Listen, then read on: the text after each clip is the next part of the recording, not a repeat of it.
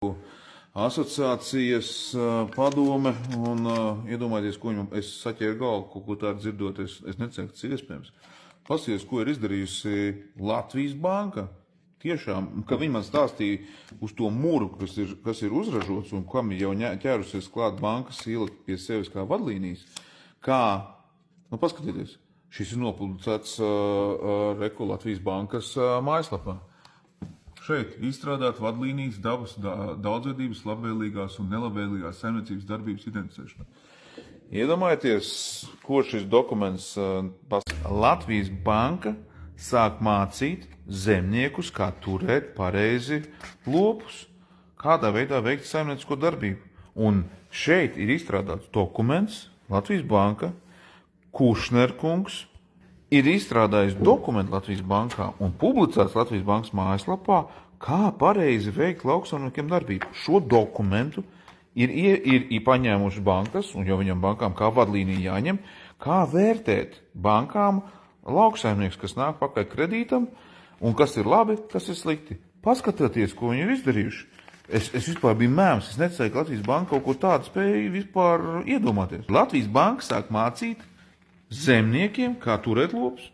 Tā vietā Latvijas banka veicinātu ienākt jaunu investīcijas kapitāla sabiedrības bankas, vai arī palaist beidzot vaļā grožu un pārvērtēt visu šo politisko funkciju, policeisko funkciju, ko uzlikusi Latvijas banka ir pēc kapitālā remonta. Nē.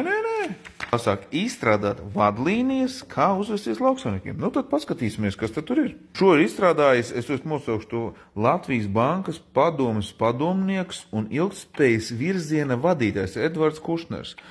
Sagatavoju šo apjomu pētījumu, vēl ir pieaicinājis darbā Latvijas dabas fonda 2 pētniekus, kas šito visu izstrādājis. Un izrādās, es prasīju, vai tas ir bijis saskaņots ar nozari. Nē, neviens nav bijis iesaistīts. Tad paskatīsimies, kas tur ir. Atšķiram 8. lapu. Kas tur ir rakstīts? Tur ir rakstīts šis. Izrādās, šis nozīmē, ka bankā esot jānoskaidro, kā zemnieks tur lopus.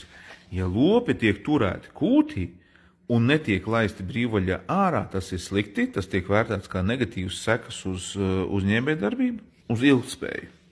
Un kritiski jāvērtē no bankas. Tad šis punkts, ka tev lopi ir kūtī, var likt bankām negatīvi skatīties uz tevi un samazināt vai palielināt tev procentu maksājumus vai nedot kredītu. Tālāk par ūdens ņemšanu.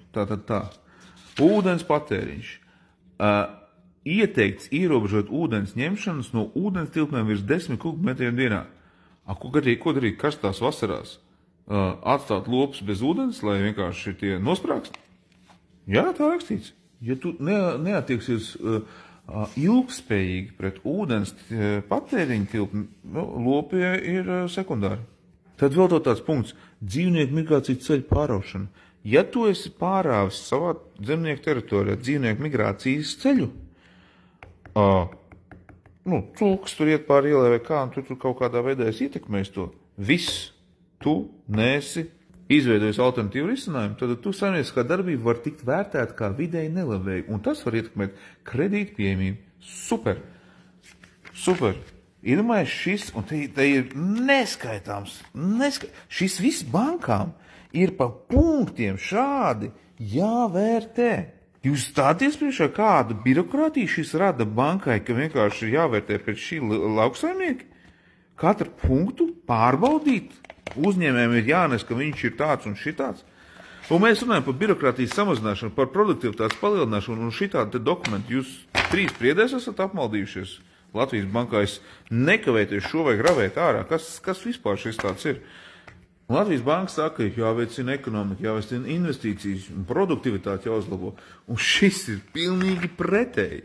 Ierobežojumi, birokrātija un izdevumu un produktivitātes kritums. Jo es saņēmu no nozares jau sūdzības, ka Latvijas bankas jau šo ņem vērā un sāk ietekmēt lauksaimniekus. Jūs saprotat? Es gribētu dzirdēt paskaidrojumus, vai tiešām kāds jau šito apstiprinājis murgu un palaidis. Šis ir jāravē ārā. Mums ir jārūpējas par tautsaimniecību un lauksaimniekiem. Nevis tie jāierobežo. Šis ir virs visām Briseles prasībām. Tas ir pārcentība.